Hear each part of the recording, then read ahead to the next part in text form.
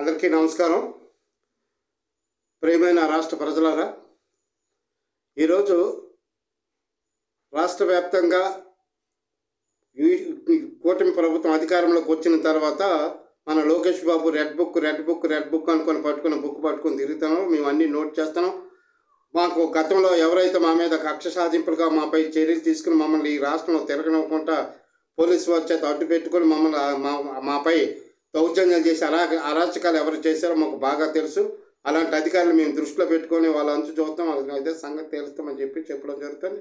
మరొక వైపు నుంచేమో మన ముఖ్యమంత్రి గారు కూడా మాది కక్ష సాధింపుల ప్రభుత్వం కాదు, మాది మంచి ప్రభుత్వం, మేము వ్యక్తులు టార్గెట్ చేయము అని చెప్తూనే ఉన్నారు. మరొక వైపు నుంచి మన డిప్యూటీ సీఎం గారు కూడా మాది మంచి ప్రభుత్వం, చేతకన్న ప్రభుత్వం కాదు, చేతల్లో ఉన్న ప్రభుత్వం, మాకు ఎలాంటి ద్వేషం లేదని చెప్పేసుకొని ఆయన కూడా చాలా చక్కనైనటువంటి నీతి వాక్యాలు వల్లిస్తూ ఉన్నారు. మరి ఇప్పుడు టీడీపీ రాష్ట్ర వ్యాప్తంగా కూడా విస్తృత సమావేశాలు జరుగుతున్నటువంటి సందర్భంలో నేను విజయనగరంలో బొత్స సత్యబాబు తాలూకు అధికారులు ఎవరు ఉన్నారో వాళ్ళని తరిమి కొడతాం, ఈ జిల్లాలో ఎవరిని ఉంచమని చెప్పేసుకొని ఆ సమావేశాలు మరి మాజీ మంత్రివర్యులు సిజులకృష్ణ రంగారావు గారు కూడా చాలా పెద్ద వ్యాఖ్యలు చేశారు.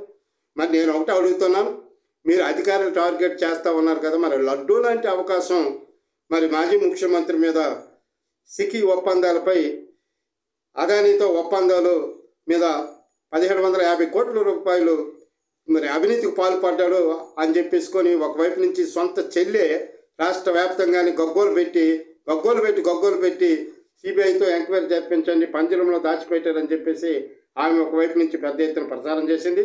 మరి సిపిఐ రాష్ట్ర కార్యదర్శి కామ్రేడ్ రామకృష్ణ గారు కూడా ఎన్నో చాలా చోట్ల ప్రెస్ మీట్లో కూడా తక్షణమే ఆయనపై చర్యలు తీసుకోవాలి, మరి అతను ఏదైతే అదానితో ఒప్పందాలు చీకటి ఒప్పందాలు రద్దు చేయాలని చెప్పేసి కూడా మా పార్టీ కూడా చాలా డిమాండ్ చేసింది.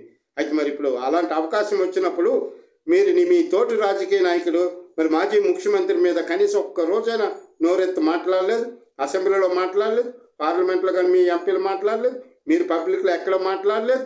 ఇప్పుడు వచ్చేమో ఆయన టైంలో మాజీ ముఖ్యమంత్రి టైంలో పనిచేసినటువంటి అధికారులపైన మేము చర్యలు తీసుకుంటాం, మేము సిద్ధంగా ఉన్నామని చెప్తూనే ఉన్నారు.